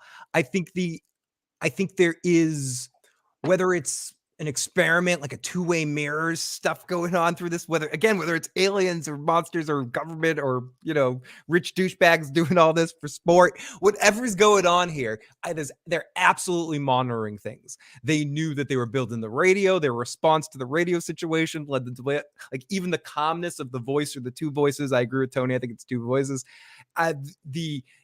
The calmness of knowing what they're doing, the way that in every situation the person's being told, whether it's porn stash, when to get laid, whether it's Boyd seeing his wife, there's a million examples of the creatures understanding the human people, the characters, and knowing what they're doing. So somewhere someone's watching something, whether it's the crows. That's awesome. I didn't even think about that. The crows, it very possibly could be that, especially with them in all the drawings and such. But something's listening, and whether it's underground and they can hear through, or yes, 100% caller. Yeah, there's something definitely listening. There's no way around that. And the crows are featured, if they're crows or ravens, whatever you want to call it. I think it's crows, but they're featured, and they're not just showing these crows every time the tree branches there. There's crows there. When Jim and his family got there, they got scared. They said it's a murder of crows. That's what that group, and they ran when they seen all them crows. They're like, oh, let's get back in the car. Let's get back in the car. There's something going on there. There's a reason why they have them there. They're in the drawings also. So the crows have a role to play in this. They're just not there for fluff. They're not pigeons, right? This is New York City, and you see a bunch of pigeons out here. You know that fucking pigeon? Flying rats. It wasn't a goddamn squirrel running around this motherfucker. For some reason, right then, it was the crows, and there's something going on with the crows, and definitely the crows have something to go on with. I want to point out that Ty Smith is 100% correct, and this is why we love having alternate perspectives. We are going down that what-if road of transforming into monsters, but you're right. We haven't seen any of the townspeople turn into monsters. Why do people think there's a transformation thing? Honestly, I'm not sure exactly where that came from exactly, but it is a possibility of one thing to explore, in the fact that all these monsters look like humans and look like they're people from different times that might have made pacts with them and been transformed into monsters. So it's not that we have any direct evidence of it. It's just one of the many possibilities of who these monsters are. I personally think maybe they're inhabiting the bodies of them. There's some sort of taking them on as shells, using them as like Krang-like bodies or something. But that's why we're exploring that. We're not saying it as fact. Well, when we look at these creatures right here, here's a picture of one right here. This creature about to kill the Reverend. When we see the creature, she's in human clothes. Yep. Right? She had hair in the picture before and everything else. But when the claws came out, all of a sudden the hair disappeared, but she still remained in the clothes and everything else before she landed the death blow. When we look at this picture here of the creatures coming out of the woods, we see the goddamn milkman in the milkman uniform. So we have to say, why did they choose the milkman uniform? Now, if I had a choice, the pick of clothing, I wouldn't pick the milkman uniform. There's also another one that you can also see all kind of that's in the wedding dress. Tony, you're telling me if you wanted to be scary, you wouldn't pick a milkman uniform in a wedding dress? That's not what I would go with.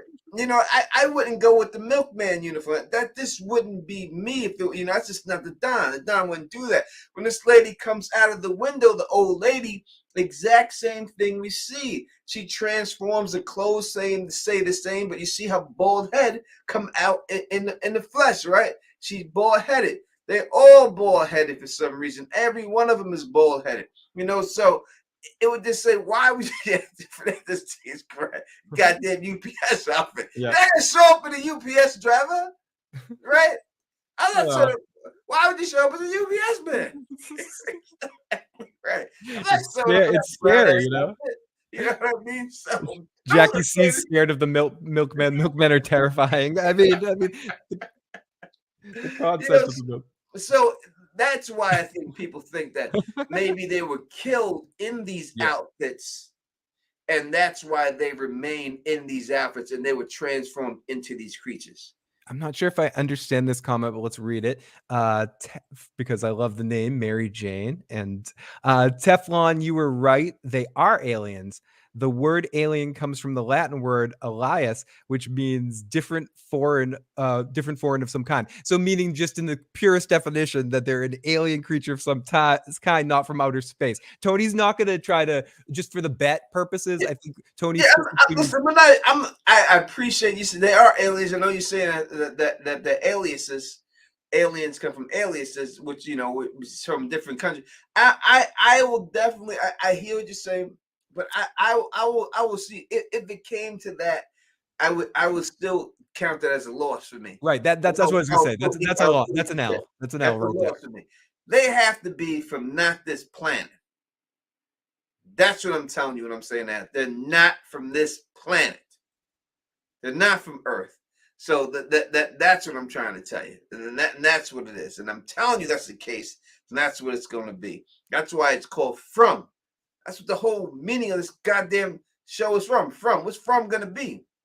They are from a different world. And yes, from here. Princess, we will definitely do that on one of these weeks. We'll have one dedicated to the boy in white. And yeah, I mean, I'll do it next week if you want to do. We can definitely do a straight boy in white, and I'll go over all the information. I think I'm fine for next week. The week after next, I can't join you. The 25th, I'm doing a live performance for some kids.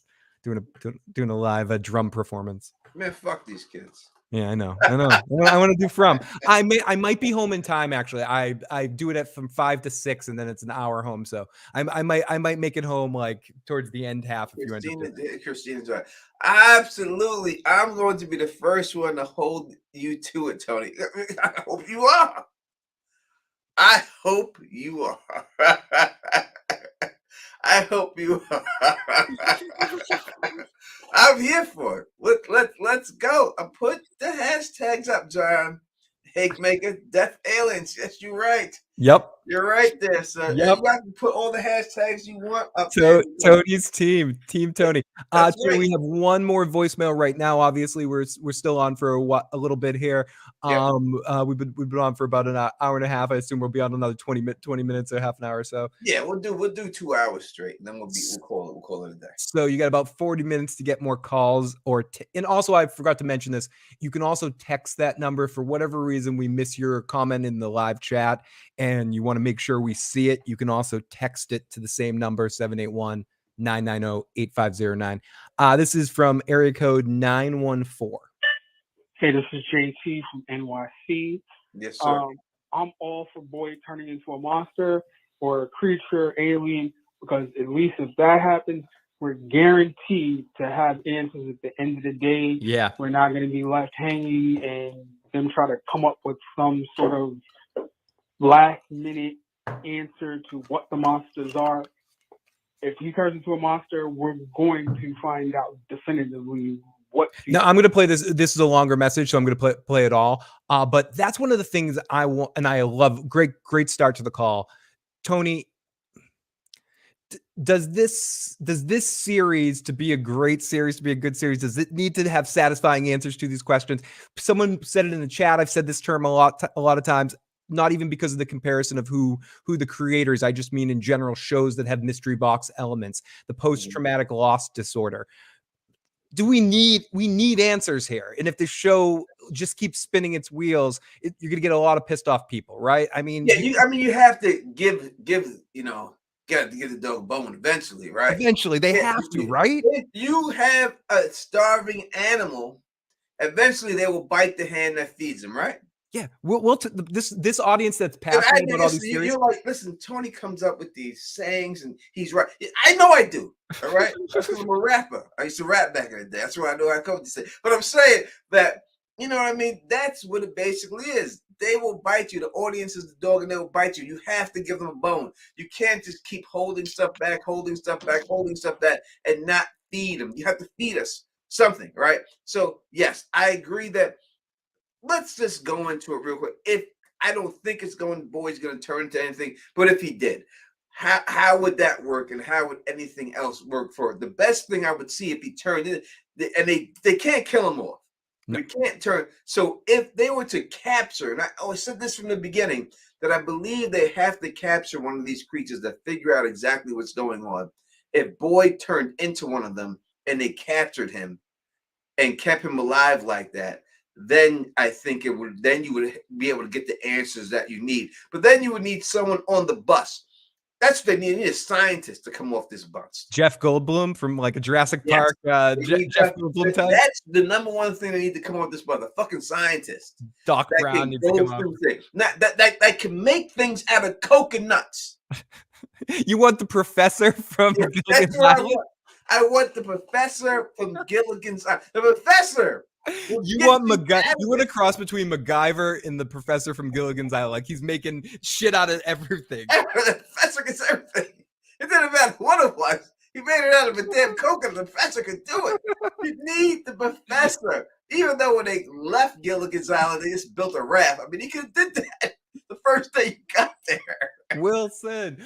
Okay, so let's play the rest of it. But you need something like that. You need a scientist like that to come in there and make it done. Sorry. We need MacGyver and Jeff Goldblum. MacGyver. Okay, let's play the rest of the message. These things are sooner rather than later. And my other thing is, I think they might be in some sort of dream world, in some sort of like Freddy Krueger type world, instead of like a boiler room basement. I think that they possibly could be in some sort I'm sorry, I'm going to keep going with this message. What if Robert Englund's on the bus? That would be great. Get Robert Englund on the show. What's he doing? He should be. He ain't got shit else going on. Get his ass on this show. Yeah, that would be great. I want Freddy Krueger on that fucking bus, dude. Get me more Freddy Krueger shit. Sorry, I'm going to go with your message. Sorry to interrupt you. It's the last voicemail we have, so I'm making a lunch out of it. Here we go. Let's keep going. In some sort of dream type of world where they're able to enter the world of the monsters, and the monsters are able to enter their dreams. That's why they're able to kind of kill them at nighttime. If you think about the, few people that the monsters have killed at night, and the little girl at the beginning, the guy in the trailer, all these different things, there's no way to say that these people couldn't have nodded off, had a micro nap or something, and they were killed, Freddy Krueger style. All right. Okay, is this some Freddy Krueger shit? All right. So the bottom line is that without a shadow of a doubt, these people were driving in their car when they were abducted. If you watch my videos, I put the posters of each person that was in their community when they were abducted. Mm-hmm. So it's that dream. They were abducted and they were missing, and they are missing, and there are missing posters of each person that, maybe not everyone had love. Maybe some people said, fuck it, we don't care. No one's looking for Jade. No one gives a shit. They're like, Right. thank No, God Jay did have I know, one I'm because kidding. yeah, because he's a billionaire, because he's a tech guy goes missing. That's what it said on the poster. But go on videos, you can see all that stuff. So they're definitely missing. There's no way around that situation. We have to go that. As Bay? Keller Bay. Is that Keller, right? Keller Bay saying, finally caught you out on the live. Thank you for rocking with us right now. My husband and I think everybody is from a different time period. Are we just super high? You probably are high. I mean, it's this. Everyone's high on this show. Wrong. That doesn't mean you're wrong. This is a show that they're getting high on the show. So I feel like just to try to understand the perspective of the characters, just from an educational study standpoint, I need to smoke when talking about this show. It just has to happen. That's why I have to drink, right? It just has to go down like that. Now listen, and I think that when you do smoke and you do things, it opens the mind up to different possibilities. Yep. So thinking that everyone is from a different time period, I could definitely see why you would think that. We just went through it. The different outfits that we seen, the milkman outfit, the wedding outfit, the clothing we see is not from this time period. They keep going from time periods, showing stuff from the Civil War. So yes, I do believe that people are from different time periods. Now, if you're saying that Donna and the main cast, I don't think they're from early, but I think the monsters, when you're dealing with the aliens, that they came from different time periods and stuff like that. Exactly, Vince. Have you ever watched it on weed? But I do want to send a special hello to our good friend. I haven't seen her in a while, but a good friend Jess in the live chat. Yes, Jess is back. See, listen, Jess. And she's been out there wrangling horses and shit. Yeah, she's living the real life, but it's great to have her check on in here and pop on in the live chat. It's great to have you back, Jess. Love to see you, Jess. And the Princess Probably says, great name, Princess Probably. I love alliteration. Princess Probably. The missing posters actually show the dates everyone went missing. Yes, it does. That's what I say. You can check my videos. And if you go on, it's not to the horn, but if you look at anyone's videos on YouTube, I'm gonna go to my horn. Yeah, there's the one. I was the Don. Tony Teflon was the one who put those posters out there, and then other people caught on and started putting them in their videos and stuff like that, which is fine. But I was the first one to put them out there to tell people, because the people kept telling me they thought they were in purgatory, and that's why I put those posters out there and everything else and all that good stuff. The Civil War soldiers were hallucinations, not monsters.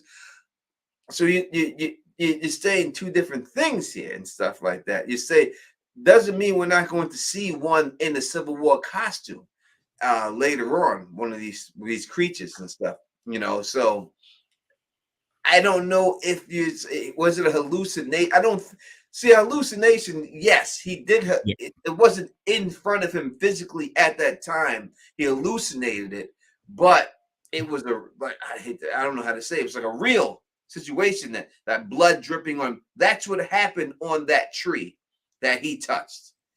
That tree, there were bodies hanging from that tree, and that's why that blood came down on him.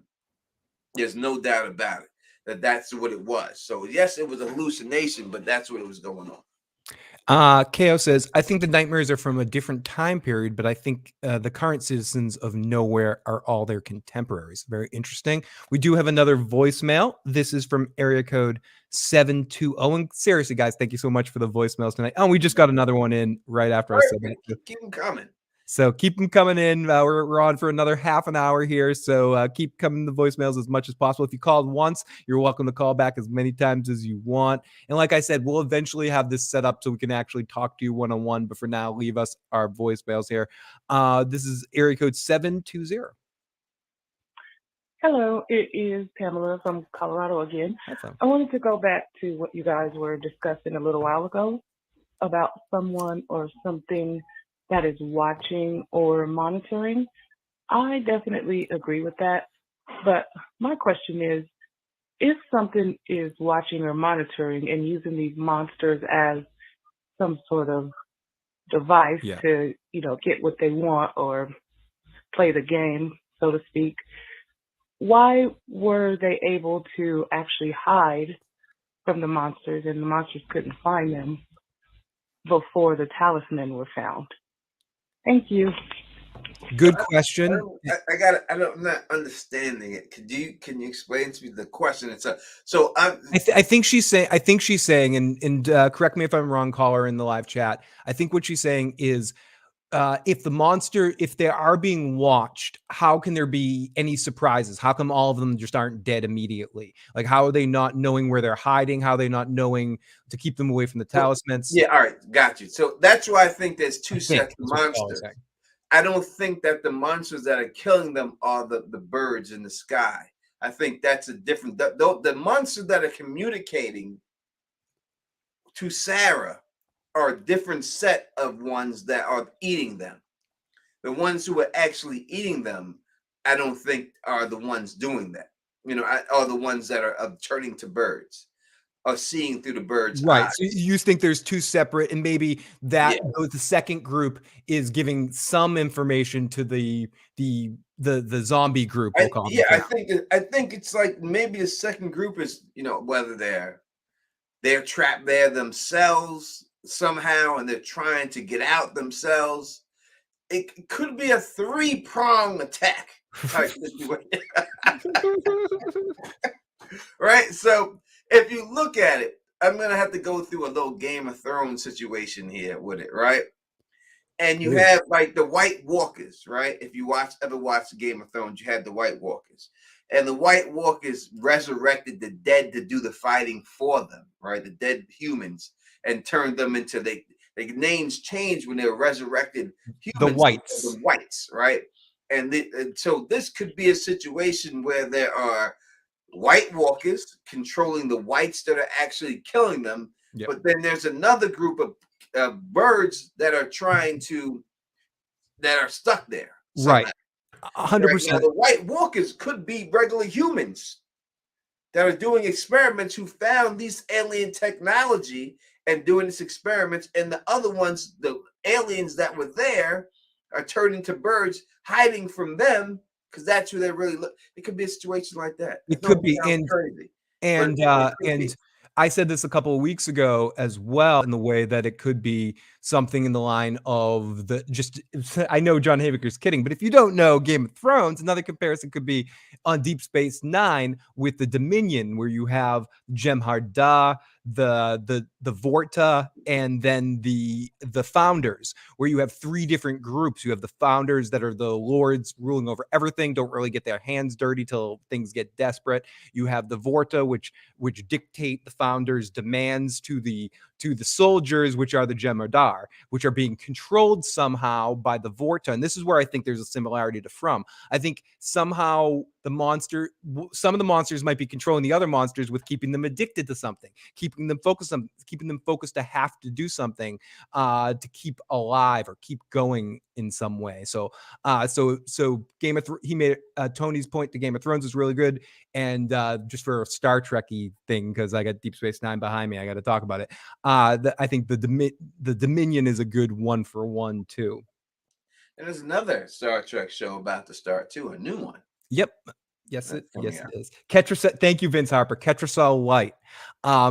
Basically, just to go on a quick rant, they had these creatures that were like tougher than the Klingons, like these badasses that could just kill everybody, and they kept them under control by keeping them addicted to this substance called Ketracel Light. So they took orders from these little douchebags, the Vorta, that were just like pompous assholes, and they had to take all these orders because they were the only ones that supplied the drugs. And that was the setup that the Founders set up to kind of set up order within the group. And they made the soldiers think that they were gods, even though they were just creatures. And that could be something in this too, where the bottom creatures, the more dangerous things are, they don't even know what they are. They could think of them in this like controlling overseer kind of way that they must obey.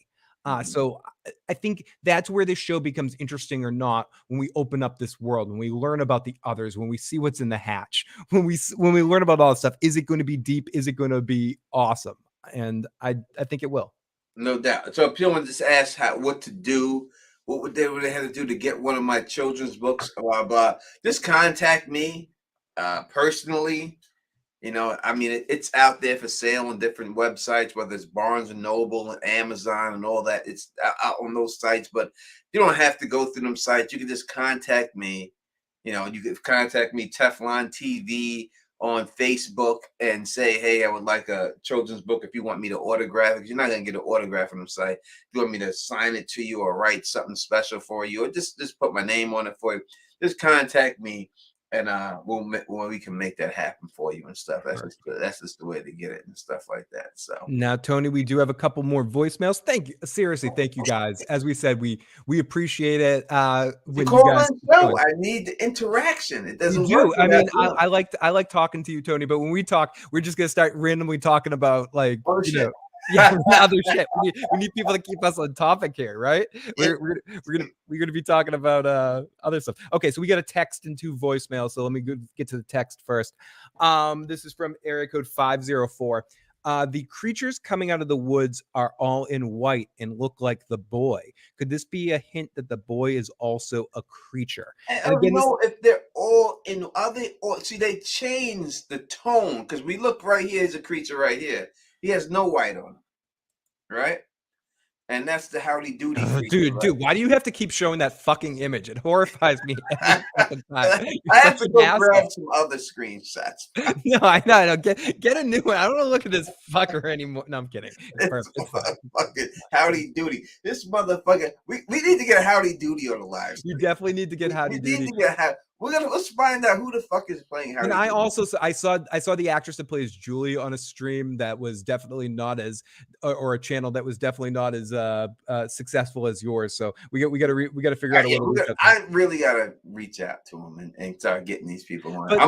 But honestly, we're more likely to get them right before the season airs. Like right now, they're going to be getting into a point where they're getting ready for the next season, and they're not going to be able to do as many interviews. The time to target them really is right when when they put out the trailer and stuff, and when they're getting into the promotion chain, and that's when their PR people are going to want to get them on stuff promoting shit. Yeah, we'll see what we can do. But yeah, but as we can see right here, this guy's not in all white. So I don't know if we can go. And even when we look at this woman, when she came out, her bonnet is blue. So I don't know if we can actually say that they're all in all white, and that's what it is. Now the boy in white, that creepy motherfucker. You know, I understand what you're saying about him and everything else. So wait a second, we have. Oh no, we head over. It must just be on the. I saw about 50 or so, but make sure if you're watching this, 17 likes. No, I think we have. I was looking at it a second ago. It's more than that. I don't think. Listen, man, we have over 120 people watching here. We got to have more than 17 likes, man. It's just not right. I mean, it's not right. Oh no, I see 45, which is still too small. That's still way too. We got to at least be over 100, man. Come on, man. That's crazy. Come on, y'all could do better than that, man. 74. Thank you. Keep it up, guys. Thank you. 73. Good. Keep them up. Keep them coming, guys. As we go to our next call, this is area code 612 lightning round. Get as many calls and texts as you can get right now as we're getting into the last 20 minutes here of the show. Get your comments in. Obviously, if you want to keep things in the chat, keep it in the chat. But you can also text that number 781-990-8509 in case we miss your chat as it zips by pretty quick. Here we go. This is area code 612 from Minnesota. Jay Hall from Minneapolis, but I thought the posters were promotional. Like, how are we seeing missing posters from their towns? Why would those be in the town they're missing at? I don't know, man. Help me understand.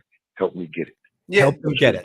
They were promotional, but they were accurate. When the showrunner talked about the posters, that they were really posters that were at. So they use them for promotion for the show, but they were actually the poster that were posted when these people went missing. So so it's both. It's on both. So yes, they used those. Okay, I understand now. Missing photos for promotion for the show, but they were the actual missing posters for the people that were in their area that were put up for them. Now, Tony, sorry. 4 more. Let's get to 100. Let's get to 100. We'll shut the fuck up about it. Four more. Love you guys. We just got 20 in a minute, and we do appreciate everyone doing that. 4 more. Let's get this over 100. But Tyson, they're not in the town that they're at. The posters, they're in the town that they were from, around the people that they would know them. So they're not in the town they're at. These are posters like Jade. He went missing, and they put the poster up in this area where he was at, and talked about it. Actually, Jade's was on the news network because he's popular and stuff. You know what I mean? Thank you, everybody. Thank you.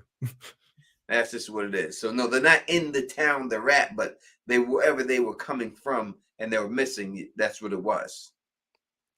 Thank you. Keep them coming. Kella says 2 more. You guys are amazing. We really do appreciate that. We got 2 more texts and 1 more voicemail, but keep them coming as much as you want. 907. What is the relationship between the psychic spiders and the others, Tony? And the others meaning like the monster creatures, the spiders that we saw. What are the spiders? Why would we think that they're psychic? Because they talked to. Okay, I'll go with the texter here. Because they got into Mike, I was gonna call him Michael, Boyd's mind. They got into Boyd's mind. I was gonna call him Michael. Boyd's mind. So they have some sort of psychic connection with him, like talking to him through his wife. We don't know if they were the ones talking to him through his wife. We don't know if it was the spiders themselves that were doing it, and everything. We know that they had some type of, we've seen this before with spiders and hypnotism things, especially with snakes. They usually do it. Yeah, with snakes. Yeah, that snakes have the ability to hypnotize you and keep you there until they do what they got to do to you and digest you, right?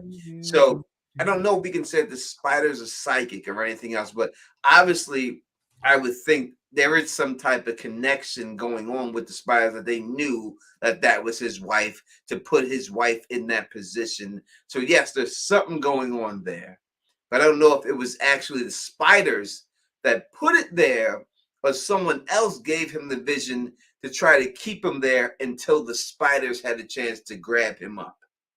You know what I mean? So I don't know if it was actually came from the spiders or it came from someone else who was just trying to distract him to keep him there, to make him pause for a second so the spiders can get his ass.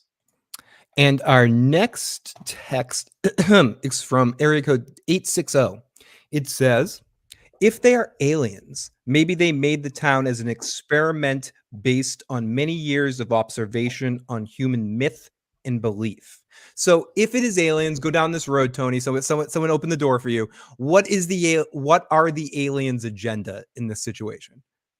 Yeah, I agree that it could be an experiment, that the aliens could have just going to this spot and grabbing up humans, and because they say that the creatures, when the creatures are chasing them, they say in the show that they like to stalk you. They don't run because they like the chase, like they enjoy it. Mm-hmm.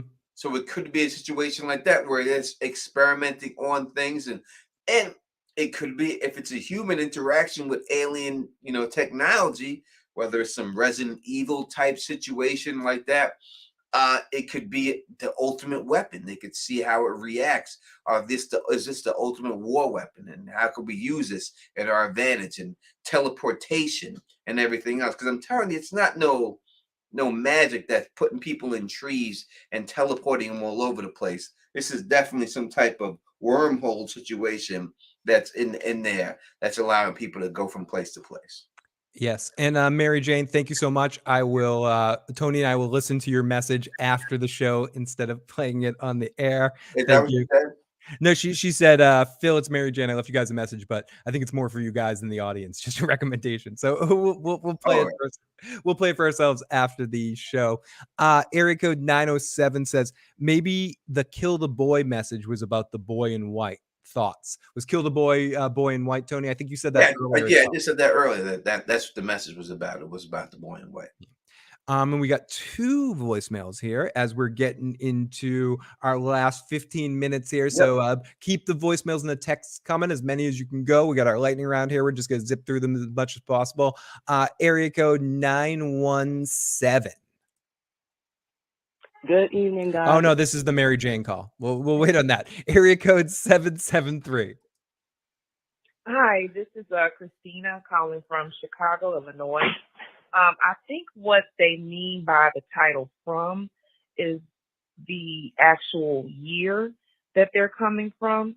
The people that are trapped in this dimension, the word "from" is speaking to what time they're coming from. Mm. And I believe that we're dealing with a multidimensional situation where there's a time and place where different ports open I'm up. gonna rewind for a second, but goddamn, I love what this show is doing to people. I love it. I love you, caller. I fucking love you. The multiple like I'm rewinding it. I'm playing your message through. I'm shutting the fuck up. But seriously, I love what this show is doing to people. And if this show pays off, which I'm all in right now, I'm in the basket. If this show pays off, it might repair some of that post-traumatic loss disorder. It has a chance to do that because the stakes that are building up, and it's just about building a bigger audience, which I think it will with getting on to Netflix or Amazon.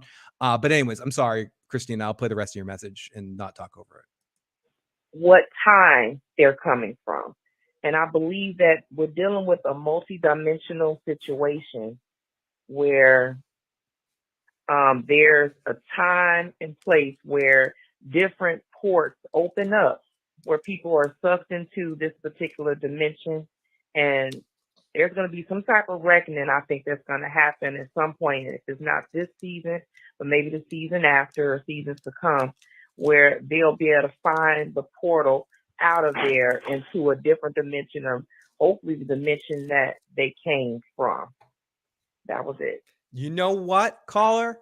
I don't know if it's the vodka or you're making a lot of sense. That call made so much sense to me with the multiple dimensions thing. Again, whether it's aliens or anything, it seems like it could be some sort of pocket dimension, multi-dimension kind of thing They going on. mentioned pocket dimension in the show. So if it is a multi-dimensional thing, then that's aliens, right? So that then you're definitely on the right track. Oh no, Right. Meg throws in there. Phil, if they're dead, I'm sending all the writers hot chips. They end up all dead. Send them to them. You know, we need to get one of these people on here and get them to do the hot chip challenge. If I'm right. No, honestly, either way, we need to keep this as a thing. Moving like these challenges and stuff, depending on what shows we talk about here, because it's fun. What we want to do moving forward, I think, on my channel, and Tony's going to pop over my side too. Yep. We want to get even more interactive with you guys as much as possible. So doing stuff like this is a lot of fun for us. So keep these coming. Keep these little side bets and these little things. If you have other ones, suggest them. We're always down to play these games and keep you guys involved as much as humanly possible. John, the Dodgers games, but fuck the Dodgers. The Dodgers lineup should not be exist in Major League Baseball. It's not a reason for the Dodgers to have a lineup like that. It's just not. It's not fair. It's not supposed to happen like that. It's not the way it's supposed to be. Goddamn, it's just this.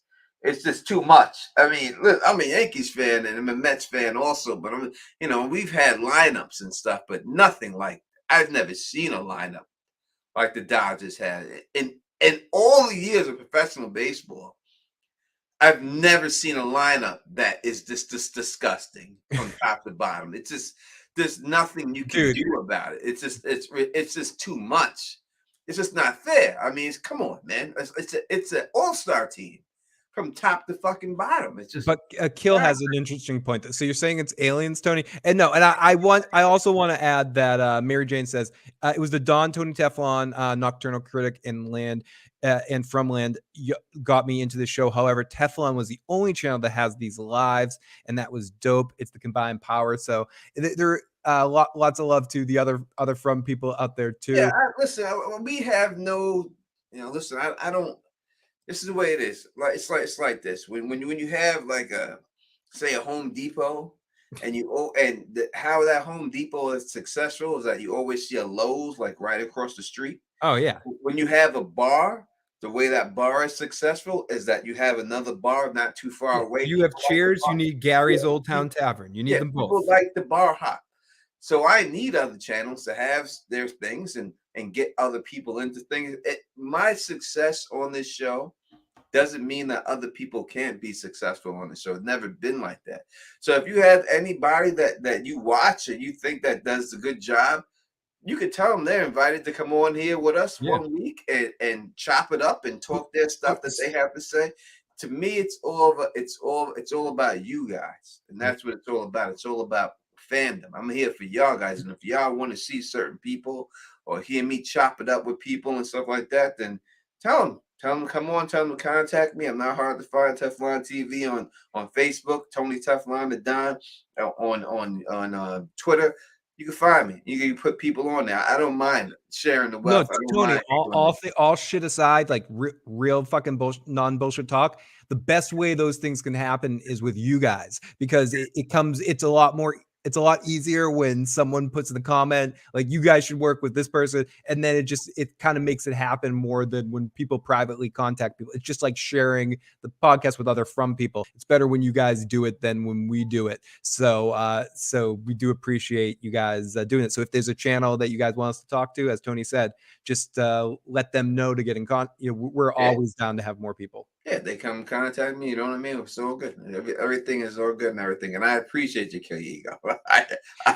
Tony, Lighthouse in Talisman Cave from the same time period? Question mark. I mean, we talked about the lighthouse already, and we talked about the Talisman Cave. So the Talisman Cave, it's very odd that he found that. As we said, there was not 4 walls aside. He had nothing but vines hanging in front of him, and they were not able to come near with the vines. And I think that's the significance about that cave. I mean, I know they wanted to show you where he found them, but the significance is you don't need 4 doors blocking it. They were able to block those things out with 3 doors and just vines hanging outside, and they didn't come in there. So I know that everyone thinks right from this, and for good reason, that you need all 4 doors, but you don't.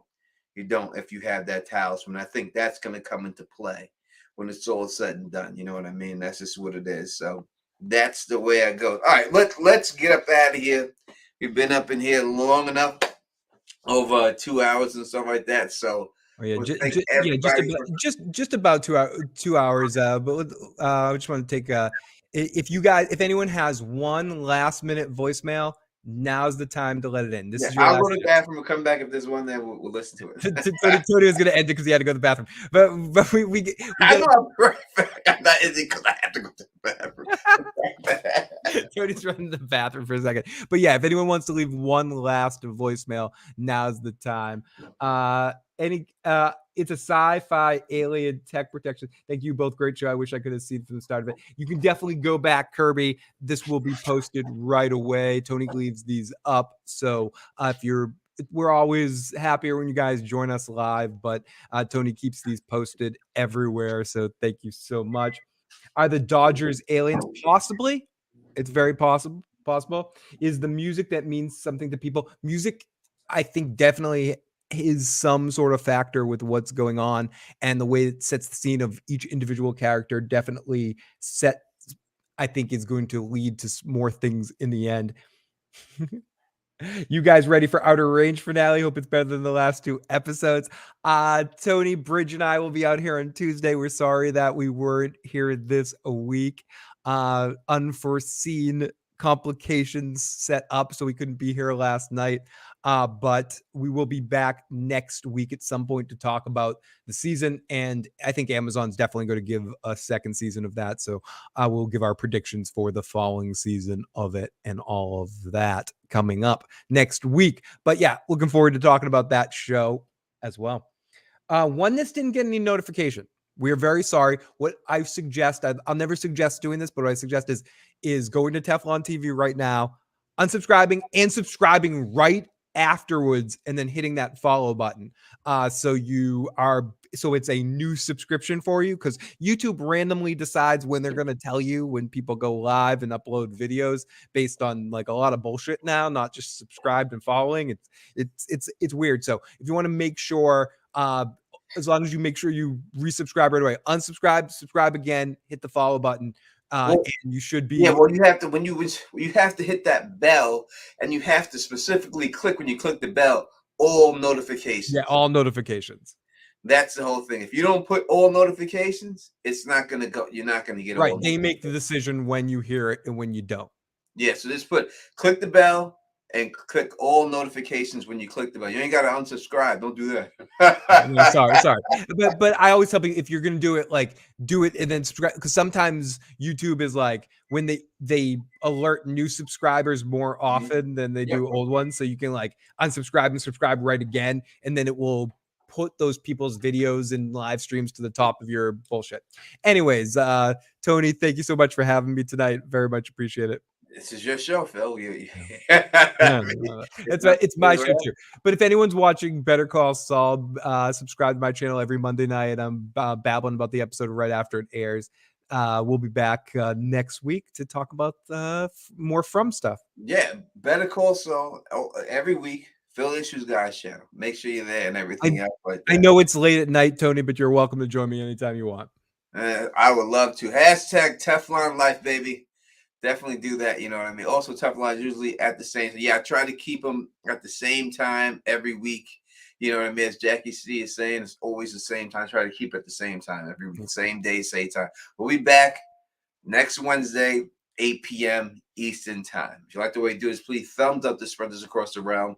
And I'm messing everything up here. I know. It's like you were gonna say goodbye. I like made you go to the bathroom and then come back to say goodbye. It's weird. It's not my fault. It's not my fault. Blame me on this motherfucker. And like the way I do is, please thumbs up to spread this across the realm. And as always, subscribe. Until next time, you know who it is. Peace and stay sexy. It didn't work.